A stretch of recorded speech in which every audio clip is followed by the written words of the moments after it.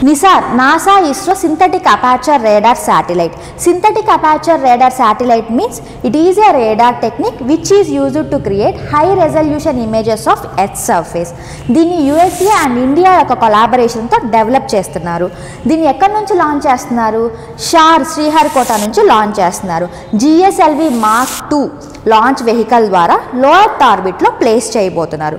దీని యొక్క యూనిక్నెస్ ఏంటంటే it is the one and only satellite which uses dual frequency synthetic aperture radar simultaneously.